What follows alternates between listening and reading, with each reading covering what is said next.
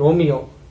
இந்த படத்தோட கதையும் 2008 ஹிந்தியில வெளியான ரப்தே பனாதி ஜோடி அப்படிங்கிற ஒரு படத்தோட கதையும் ரெண்டுமே ஒண்ணுதான். ரப்தே பனாதி ஜோடி வந்து ஷாருக் கான், அனுஷ்கா சர்மா நடிச்சிருப்பாங்க. இதுல வந்து நம்ம விஜய் ஆண்டனி அண்ணனும் மிருண்டாளினி ரவியும் நடிச்சிருக்காங்க. அந்த படத்தோட கதை என்னன்னு பார்க்கும்போது, அந்த படத்துல ஹீரோயின் வந்து ஹீரோவை விருப்பம் இல்லாம கல்யாணம் பண்ணிட்டு ஒரு விஷயத்தை அச்சீவ் பண்ணுவாங்க. இதுலயும் அதே கதை தான்.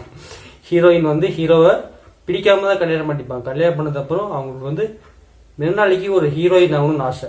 அதுதான் இந்த படத்தோடைய கதை. அவங்க வந்து கல்யாணம் ஆனது அப்புறம் அதை அச்சீவ் பண்ணாங்களா இல்லையா அப்படிங்கிறது தான் இந்த ரோமியோ. கம்பேரிசன் எல்லாம் பேச முடியல, ஏன்னா ரெண்டுமே ஒரே கதை. அதை இன்ஸ்பயர் பண்ணி தான் இதை எடுத்துருக்கிறாங்க. ரப்தே பனாதி ஜோடி வந்து ஒரு மாஸ்டர் பீஸ்னா ஒரு படம். அதெல்லாம் எனக்கு வந்து ஆல் டைம் ஃபேவரட்ஸ்ல ஒரு படம். அதை அவங்க பண்ணி எடுக்கும்போது என்னால் கம்பேரிசன் எல்லாம் பார்க்கவும் முடியல. அந்த படத்துல இதை எவ்வளவு சூப்பரா பண்ணியிருந்தாங்க, இதுல என்ன இப்படி அப்படி இப்படின்னு சொல்லிட்டு கம்பேரிசனோட தான் ஒரு படம் பார்த்துட்டு இருந்தேன். இருந்தாலுமே அதெல்லாம் ஒதுக்கி வச்சுட்டு ஒரு ஸ்டாண்ட் அலோனா அந்த படத்தை பார்த்தீங்கன்னா கண்டிப்பா அது ஒரு நல்ல படமா தான் தெரியும். ஒன் டைம் பார்த்து என்ஜாய் பண்றதுக்கு ஒரு ஒர்த்தான படம் தான் இந்த ரோமியோ. விஜய் ஆண்டனி ரொம்ப நல்லவரா இருக்காது ரியல் லைஃப்ல இருக்கும்போதே. இந்த படத்துலயுமே மிருந்தாளினி வந்து அவர் மேல கண்டினியூஸா வெறுப்பை காமிச்சிக்கிட்டே தான் இருப்பாங்க. இந்த படத்துல பிடிக்காம கல்யாணம் பண்ணிருந்தனால அது வந்து ஒரு கட்டத்துக்கு மேலே எரிச்சல போனது.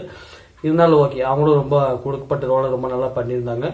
ஓவரால் அந்த ரோமியை பார்க்கலாமா இல்லையா அப்படின்னு கேட்டா, ரப்தே பனாதி ஜோடி நீங்க வந்து பார்க்கலன்னா இந்த படம் உங்களுக்கு நல்ல படமா தெரியும். ஒரு ஒதுக்கி வச்சுட்டு ஸ்டாண்ட் அவ்வளோன்னா பாத்தீங்கன்னா அந்த படத்தை பார்த்துட்டு இதை இந்த மாதிரி கம்பேர் பண்ணி பார்த்தீங்கன்னா அங்கங்க கொஞ்சம் பெட்டரா பண்ணிருக்கலாமான்னு தோணும். இருந்தாலுமே ரோமியோ வந்து நம்ம ஆடியன்ஸ் பிடிக்கும், கண்டிப்பா என்ஜாய் பண்ணியே பார்ப்பீங்க.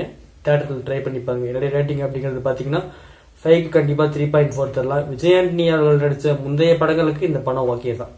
இந்த படத்துல நிறைய விஷயங்கள் இம்ப்ரூவ் பண்ணி கொஞ்சம் ஃபன் எலிமெண்ட்ஸ்லாம் ஆட் பண்ணி ட்ராக்கை மாத்திருக்காரு. அது வரையுமே ஓகே.